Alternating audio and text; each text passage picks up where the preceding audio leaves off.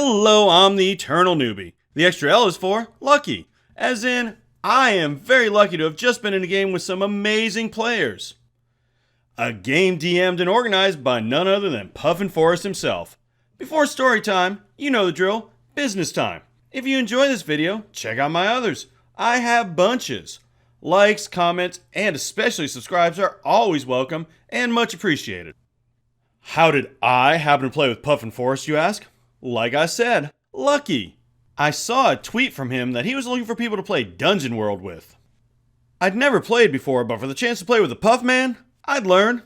His videos are a part of the reason I started playing Dungeons & Dragons and doing videos of my own, so I figured I'd answer. I mean, what's the worst that could happen? Not long after, he invited me to a Discord with around 20 other players.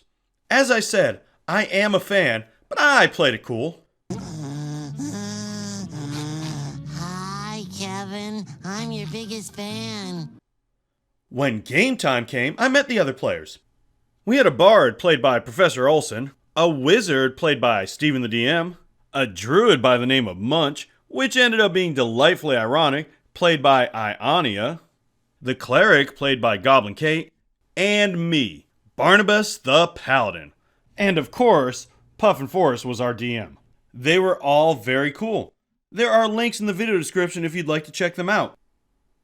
As many good adventures do, we start in a bar. Not that bar, more like this. A scholar named Richard R. Richardson wants to hire us to go to a wizard's tower in the middle of a swamp to collect the wizard's notes. An evil wizard's tower. Actually, an evil wizard's sunken tower. But not to worry, the wizard died centuries ago. This is gonna be easy. I say so to the scholar, giving him the super cool nickname of Triple R. He acts like he doesn't like it, but I get the feeling a lasting friendship is developing. The party smartly decides to gather some intel first.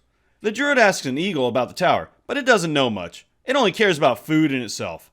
You know, birds really are the jerks of the animal kingdom. The cleric decides to go a different way. She's going to contact the dead. She casts a spell to talk to the dead wizard, who by the way sounds really creepy. We get 3 questions. We ask the best way to get into the tower, where the good stuff is, and if he knows where any good parties are. The last was my suggestion. You see, Barnabas is a paladin of the Wild Stallion, based on the Wild Stallions, the band from Bill and Ted's Excellent Adventure. My character is loosely based on Rufus, the guy from the future who helped Bill and Ted with their history report. It was a good character, but I don't think any of them recognized it. Man, I am old. I'm not even sure any of them were even born when the movie came out, because when I said, I follow the Wild Stallion, I get this.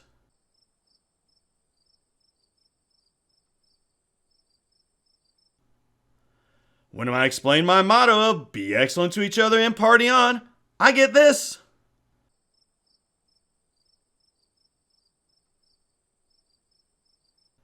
When I say my character is based on Rufus from the movie Bill and Ted's Excellent Adventure, they totally got it.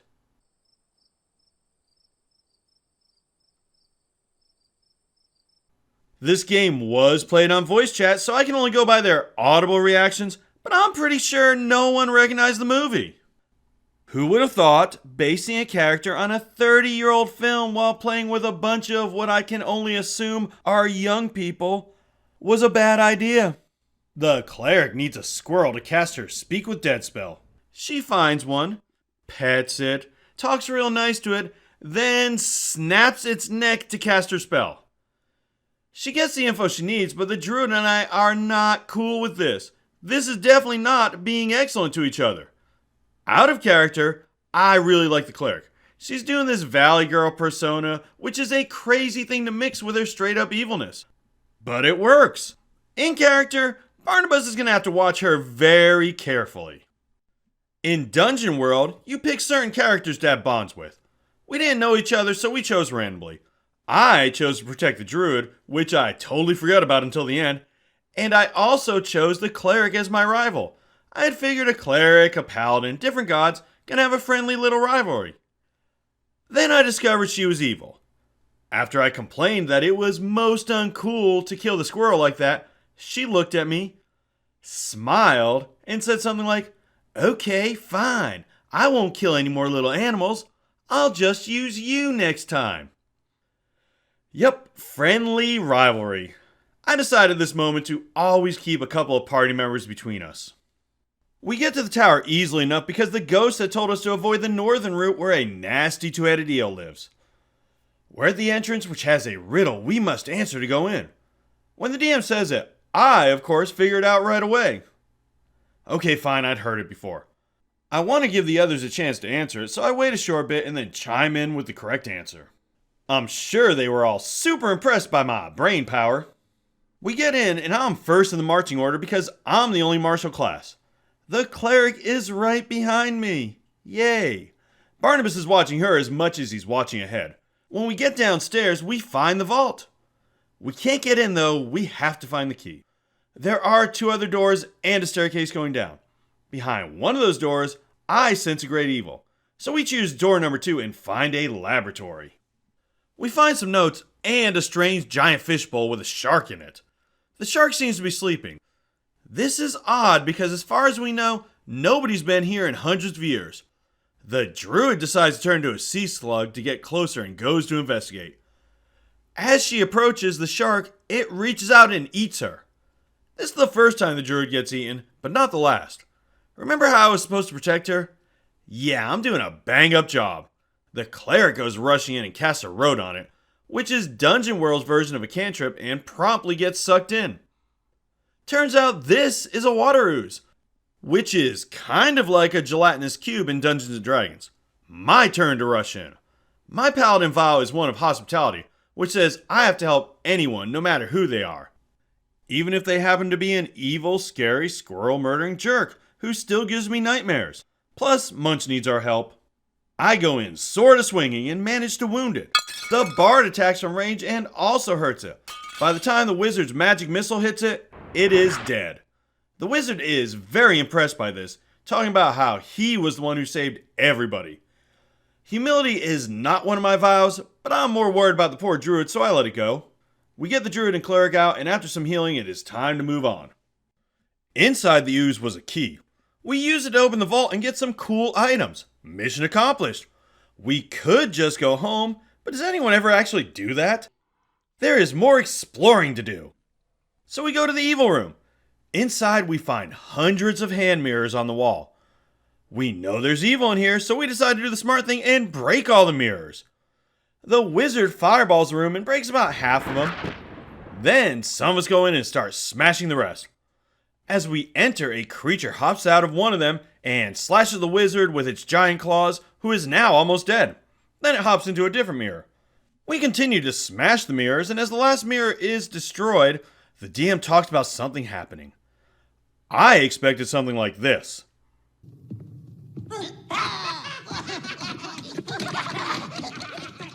And said as much. And guess what? Another old movie reference falls flat. I am on fire! All that happens is a puff of smoke comes out, and we're able to recover most of the evil mage's slightly burnt spellbook. The wizard is hurt, bad, and the bard goes to heal him.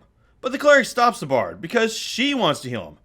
As the wizard is bleeding out, the bard and cleric get into an argument about who's going to save him. This lasts a little while. The bard is quite upset because he hasn't gotten to heal anybody yet. Eventually, one of them realizes, oh look, wizard's almost dead, and heals him. One more place to go. Downstairs. The druid turns into a rock and discovers it's a library, complete with skeleton workers and an undead librarian. Upon hearing this, the cleric charges right downstairs to go talk to him. They don't want anything to do with her, but with the party's help giving her major bonuses, she actually manages to convince the zombie librarian into working for her. So now she is the master of this tower. Barnabas is not happy about this and is getting ready to attack, except for one thing. He and the cleric are now friends. What? In order to help, the druid, I think it was, smoked a love potion in her pipe and the fumes were hitting all of us. So the bard decides, hey, I'm going to start singing a love song. This hits the cleric and Barnabas right in the feels. Ergo, he is now totally cool with his evil friend, and she no longer wants to watch him die slowly. Progress. Barnabas is not a complete failure though. He does manage to convince the group to have a huge party in their new house, complete with skeletal servants, so at least half his oath is fulfilled. We did end up running into the two-headed eel that guarded the tower, and the cleric once again managed to tame it. But not before it ate the transformed druid. Twice. She really was perfectly named. And I really do suck as a protector.